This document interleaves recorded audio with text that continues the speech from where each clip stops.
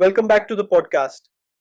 In today's episode, I'm once again joined by my two AI collaborators to explore a key topic from my latest blog, evaluating leading agentic AI frameworks, which form the backbone of autonomous and collaborative AI systems. We'll break down and compare established frameworks like AutoGen and LangGraph alongside emerging players such as PydanticAI and Lagent. This isn't just a surface level rundown. We'll cover architecture, usability, performance, extensibility, integration, observability, human in the loop features, open source backing, security, and real world applicability. Whether you're building a lightweight prototype or scaling production grade multi agent systems, this episode is your guide to navigating the evolving agentic AI ecosystem. Let's dive in. Welcome to the deep dive. We get it. You're busy, but you want to be in the know. You crave those aha moments when complex topics suddenly click. And honestly, so do we. Today, we're diving headfirst into a realm that's changing the very fabric of AI agentic frameworks. It's a bit of a mouthful, isn't it? But bear with me. You're hearing all this buzz about AI agents, these AI systems that can plan, take action, even work together. The question is, how do you actually build those agents? That's where these frameworks come in. They're the construction kits, the blueprints for creating AI that's not just smart, but can actually do things on their own or as part of a team. And let me tell you, in 2025, these construction kits, these frameworks, they're popping up everywhere.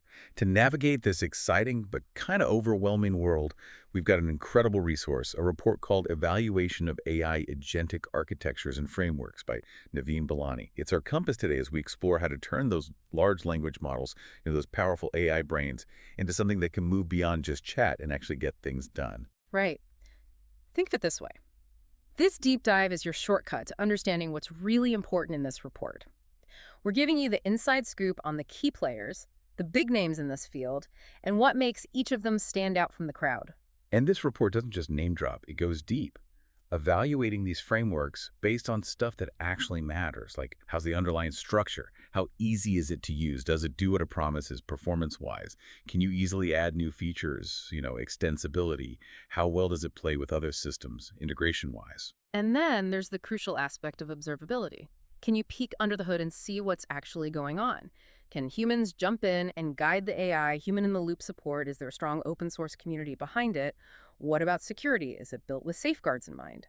And finally, the big question, what kind of problems, real-world problems, is this framework best suited for?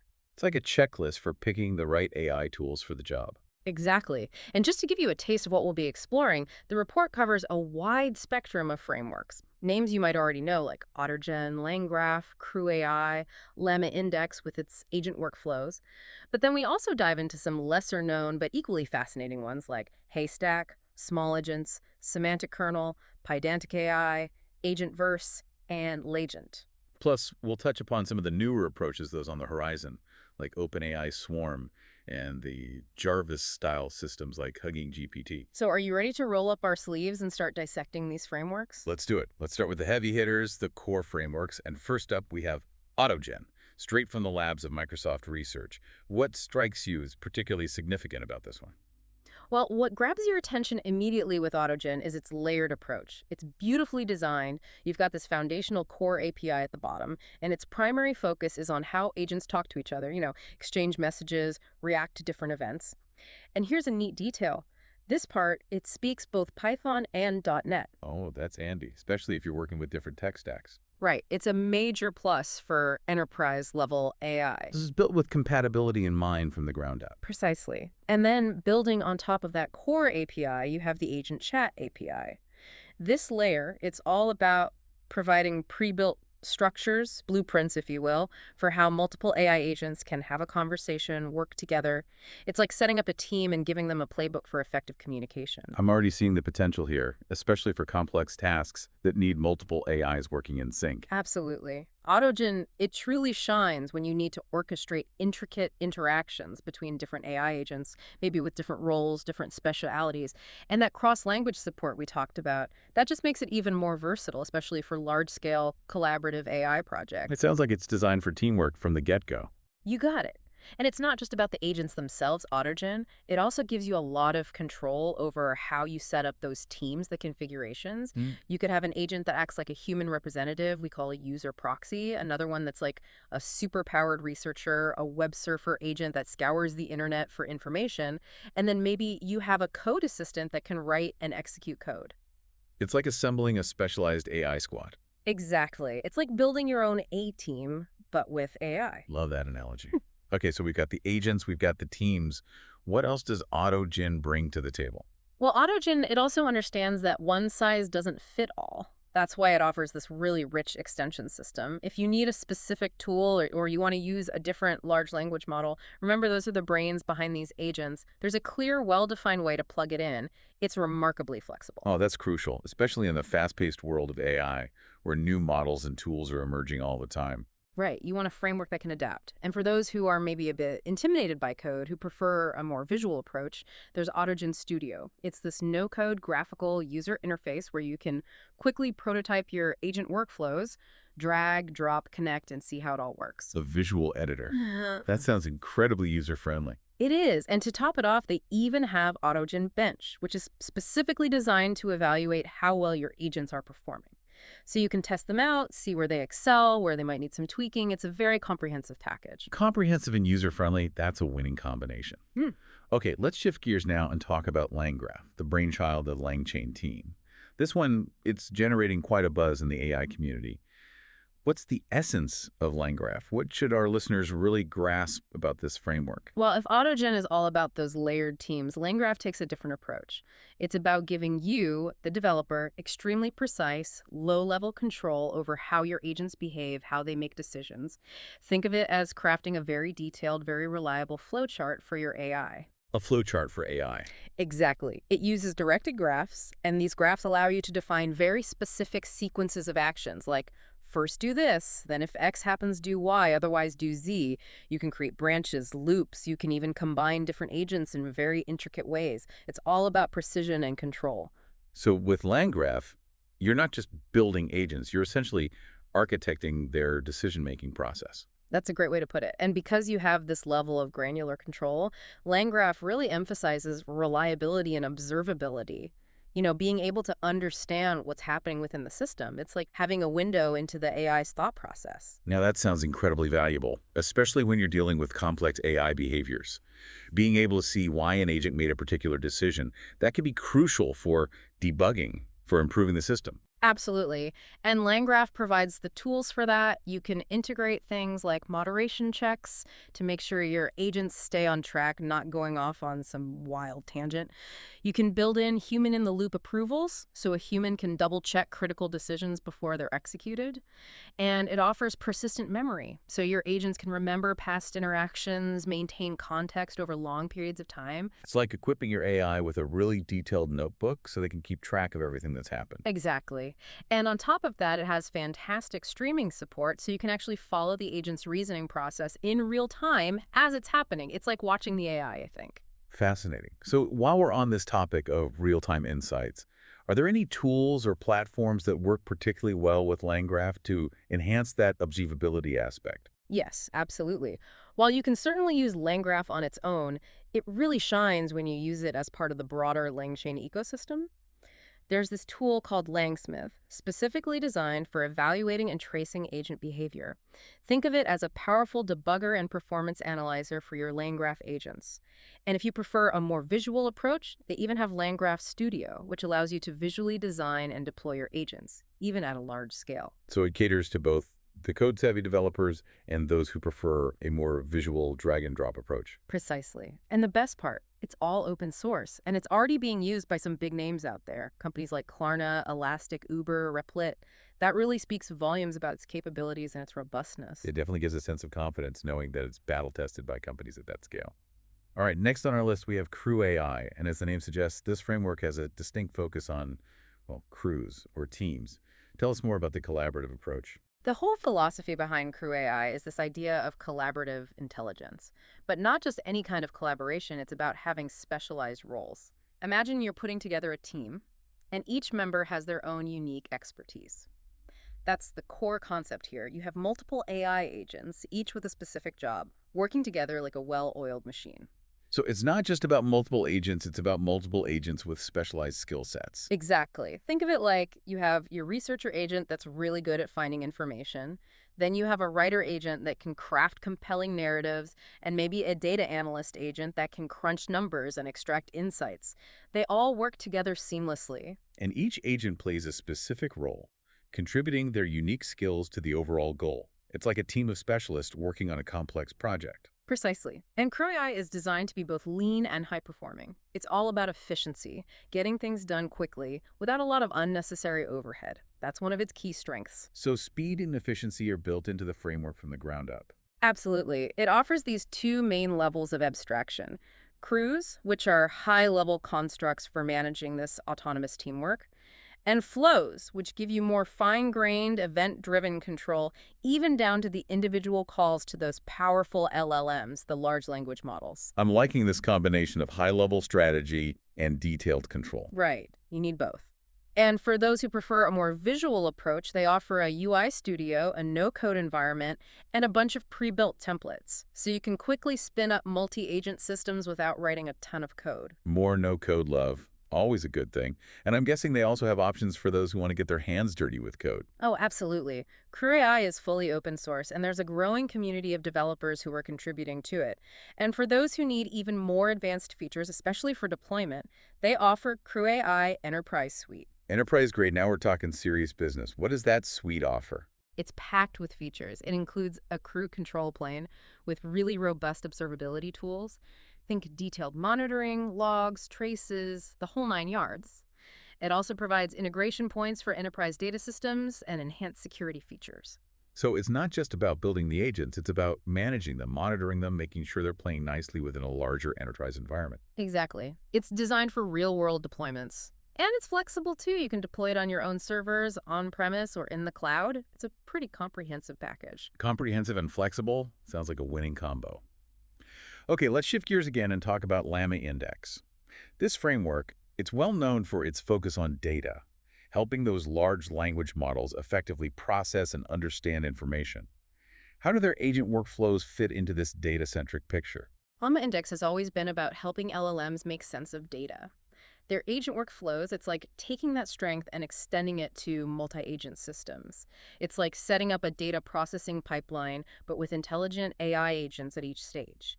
Imagine one agent extracts key information from a document, passes it to another agent that summarizes it, then another agent that translates it into different languages. It's all very structured, very efficient. So it's like taking that assembly line concept and applying it to information processing. Exactly. And they give you a bunch of pre-built agents and tools to get started. They're especially strong in the area of retrieval augmented generation, RREDO for short. RARI, that's where the AI fetches relevant information from a knowledge base to answer questions more accurately, right? That's it. And Llama Index is a leader in this area.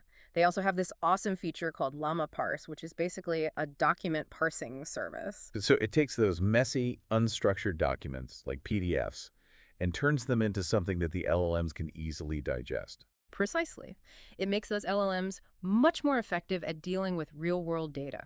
Llama Index is known for being very user-friendly when you're prototyping, and they have a really active community, especially among those who are into RAG and working with large data sets. It sounds like a powerful tool for those who are dealing with data-intensive applications. Okay, next up we have Haystack from the team at DeepSet. They're also known for their expertise in search and question answering. How do their agents compare to what we've seen so far? Haystack's evolved into this really impressive end-to-end framework for building LLM applications that are ready for the real world, production ready. And a big part of that is their agents capability, which they introduced in version 2.x. So they're not just about research, they're about building systems that can handle the demands of real-world deployment. That's right. And their agents, they're designed to empower those LLMs to use tools, to break down complex tasks into smaller, more manageable steps. They often follow this REACT paradigm, which stands for reason, act. The agent first thinks about what to do, then takes action. So it's a more deliberate, step-by-step approach to problem solving. Exactly. And in Haystack, an agent, it's like the central conductor, it calls upon different tools to achieve its goal. These tools, they could be components within Haystack itself, or they could be external APIs, custom Python functions, anything you can think of. It's like giving your AI a toolbox filled with different instruments Yeah. and the ability to choose the right one for the job. That's a great analogy. Hmm. So, for example, an agent might first need to retrieve some information from a database, then use a calculator tool to perform a calculation, and then finally, I might use a language model to generate a well-written report based on all of that. It's a very flexible system. Sounds like it can handle some pretty sophisticated workflows. And how about multi-agent scenarios? Does Haystack cater to those as well? Yes, it does. While Haystack's really good with single agents, it can definitely handle multi-agent patterns, though that's not its primary focus, not like AutoGen or LangGraph. But the underlying architecture, it's based on pipelines, which is a very powerful way to define how different components work together. So it's like a modular assembly line where you can plug in different components and define how they interact. That's it. And now with agents, they can dynamically invoke those pipeline components. It's like having an intelligent manager that can decide which tasks need to be done and by whom. Very efficient. Indeed. And Haystack really emphasizes performance and scalability. Those pipelines, they're designed to be distributed. You can run them on systems like Kubernetes to handle really heavy workloads. Plus, they have this awesome platform called DeepSet Studio. It's a cloud-based platform with a visual interface, so you can prototype and manage your Haystack applications without having to write a ton of code. Visual interfaces, they're really becoming the norm in this world of AI agents. It seems like every framework is embracing that user-friendly approach. It makes sense, right? It lowers the barrier to entry, makes it easier for more people to get involved. And Haystack, it integrates with a ton of different LLM providers and data storage solutions, so you've got a lot of flexibility in terms of what tools you want to use. It sounds like a very mature and well-rounded framework. Okay, let's switch gears again, and this time let's talk about something a little bit different. Small agents from our friends at Hugging Face.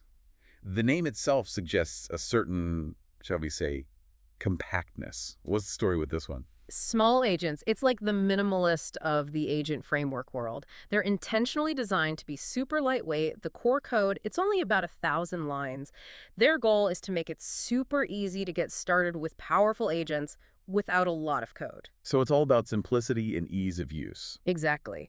And they have a particular knack for building code-centric agents, especially their code agent. Yeah. This one, it can generate Python code and even execute it to perform actions. It's a really neat concept. So it's not just about orchestrating existing tools, it's about creating new tools on the fly, writing code as needed.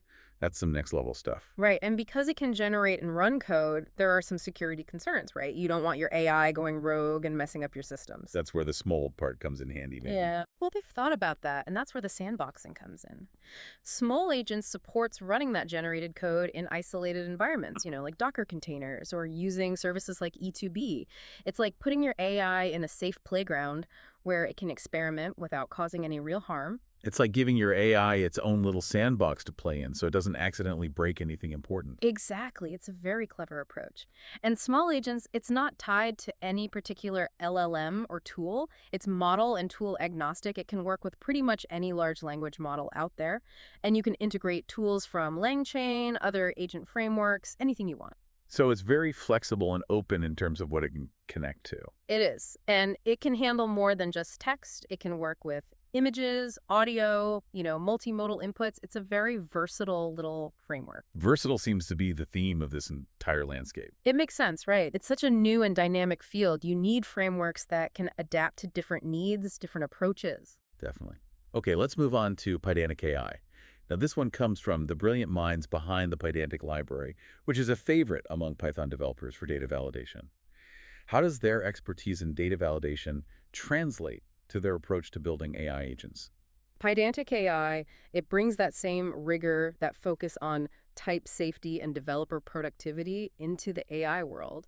It leverages those Pydantic models, which are really powerful for defining the structure of your data, to define the structure of your agents, the tools they use, the outputs they generate. So it's all about ensuring that the data flowing through your AI agents is well defined, that it conforms to your expectations. Exactly. You want to avoid those nasty surprises where your AI spits out data that's completely unexpected in the wrong format. PydanticAI helps you prevent that. And it's model agnostic, meaning you're not locked into any particular LLM provider. Plus, it works seamlessly with Pydantic Logfire for observability, so you can get real-time insights into what your agents are doing, how they're processing data. So it's like having a built-in quality control system for your AI.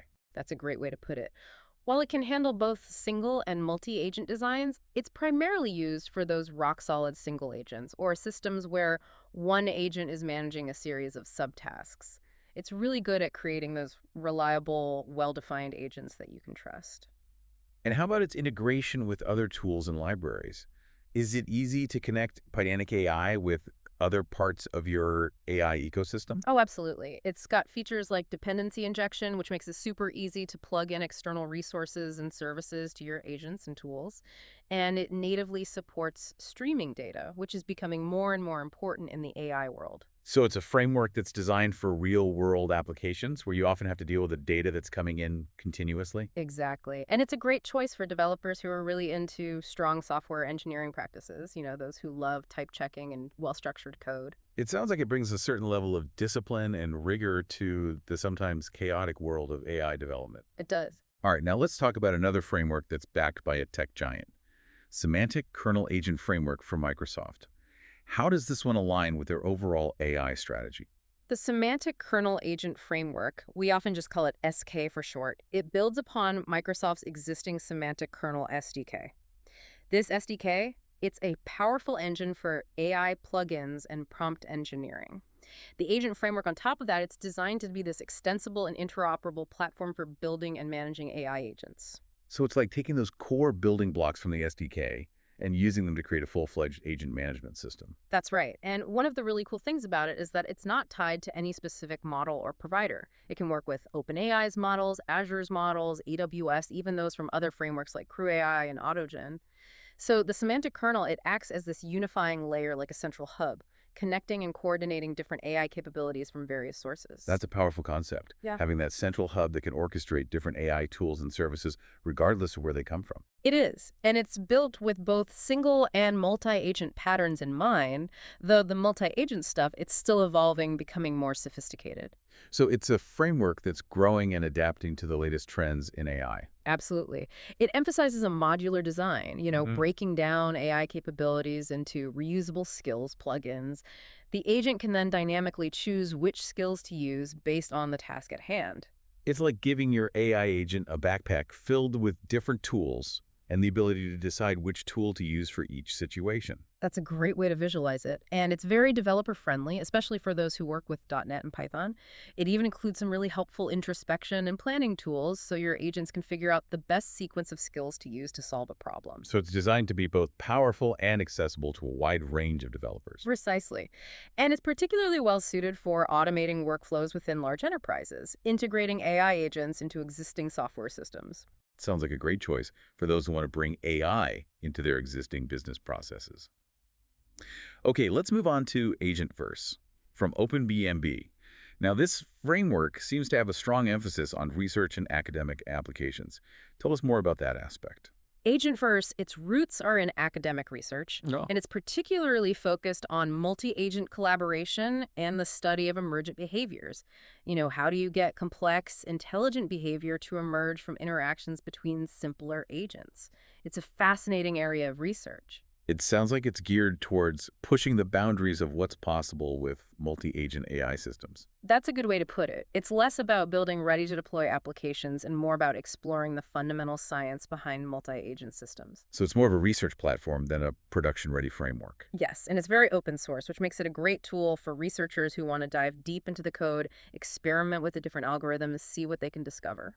And in terms of its core functionalities, what are some of the key features of Agentverse? It has two main modes: task solving, where you have multiple agents working together to solve a specific problem, and simulation, where you have a bunch of agents interacting within a defined environment. So the simulation mode is more about studying the dynamics of how those agents interact, how they behave as a collective. Exactly. It's a great way to study things like social dynamics, the emergence of cooperation, or even competition within a group of AI agents. Sounds like a powerful tool for researchers who are studying those complex interactions. It is. While it might not have the fancy user interfaces or pre-built tools that some of the other frameworks have, it offers a lot of flexibility for experimentation, for pushing the boundaries of what's possible. It's a playground for those who are curious about the fundamental science behind multi-agent systems.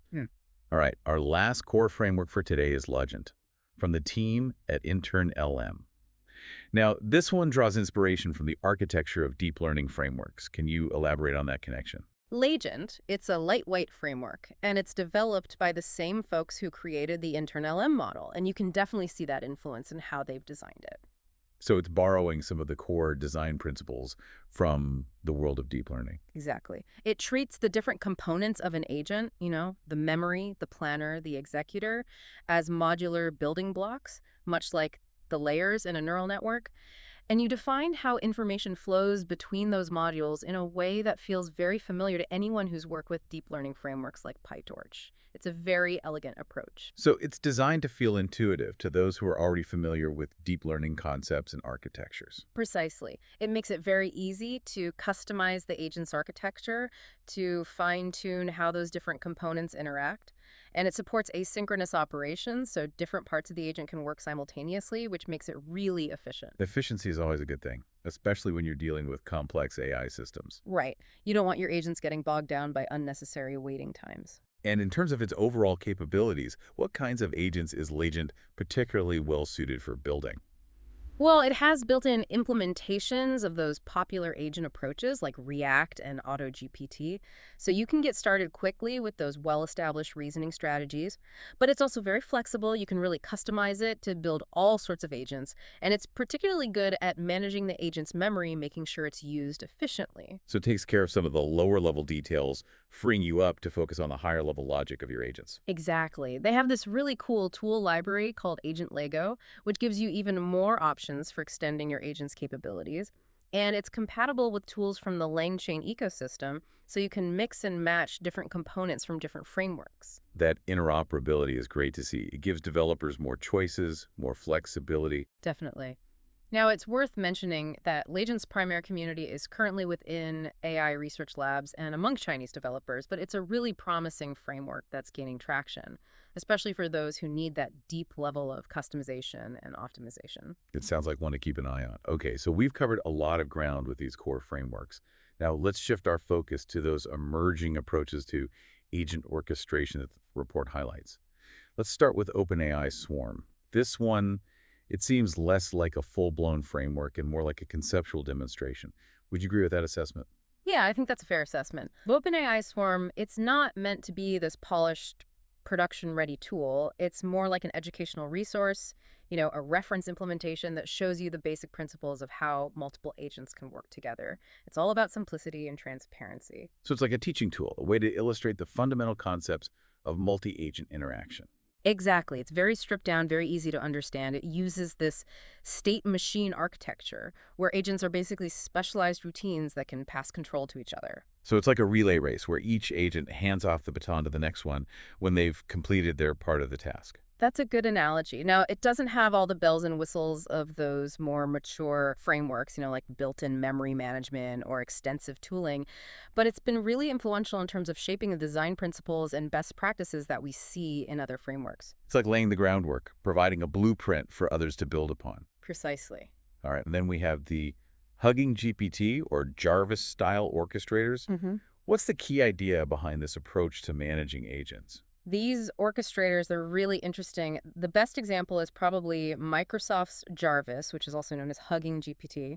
The basic idea is that you have this really powerful central large language model, the brains of the operation, and it takes those complex user requests and breaks them down into smaller, more manageable tasks. So it's like having a project manager that can delegate tasks to different team members. Exactly. And then that central LLM, it intelligently routes those subtasks to a bunch of specialized AI models or external APIs that are best suited to handle those specific tasks. So it's like having a team of specialists, each with their own area's expertise, and the central LLM acts as the conductor, making sure the right specialist gets the right task. That's a great way to put it. So for example, let's say you have a request that involves both images and text. The central LLM might delegate the image processing to a specialized vision model and the text processing to a language model, and then it combines the results. It's like having a multi-talented AI team at your disposal. It is. And while Hugging GPT itself, it was more of a research prototype, the underlying concept, it's really influencing the design of frameworks like semantic kernel and AutoGen. So we're seeing those ideas trickle down from research into those more practical, production-ready frameworks. Exactly. And the key here is integration, being able to seamlessly connect all these different AI models and APIs. And the central LLM, it's the glue that holds it all together. It's fascinating to see how these different approaches are starting to blend and influence each other. Now, the report doesn't just describe these frameworks, it also does a really thorough job of comparing them across a variety of criteria. Let's dive into some of the highlights that would be particularly helpful for our listeners as they consider which framework might be the right fit for their needs. For example, when it comes to building systems with multiple interacting agents, what are some of the key insights from the report's comparison?